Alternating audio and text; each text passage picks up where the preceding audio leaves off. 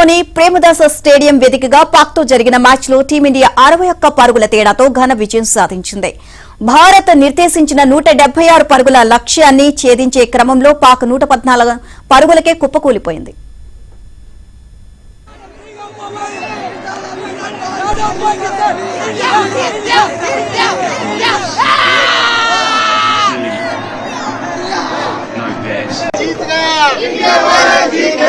हार गया भाई, हार गया पाकिस्तान, हार गया भाई, हार गया पाकिस्तान, हार गया।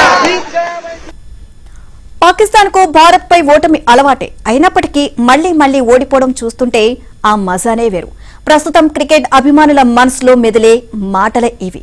ఎన్నో డ్రామాలు, మరెన్నో కవ్వింపులు. టీ20 ప్రపంచ కప్ టోర్నీలోనే ఆడబోము అని కాసేపు, టోర్నీలో ఆడతాం కానీ భారత్తో ఆడబోము అని మరి కాసేపు.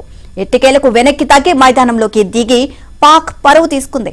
కొలంబోలో భారత్ చేతిలో చిత్తైపోయింది. దీంతో టీమిండియా నేరుగా సూపర్ 8కి దూసుకువెళ్లింది.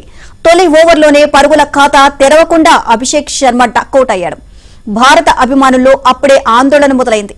వికెట్లు పడితేనే నేనున్నా అంటూ బ్యాట్తో బెంబేలెత్తించాడు ఇషాన్ కిషన్. 40 బంతుల్లో 10 ఫోర్లు 3 సిక్స్లతో సాయంతో ఏకంగా 77 పరుగులు చేశాడు. శివరాత్రి రోజున పాక్ బౌలర్లకు చుక్కలు చూపించాడు. రిస్కీ షాట్లు ఆడుతూ క్రేజ్ లో ఉన్నంతసేపు బీభత్సం సృష్టించాడు.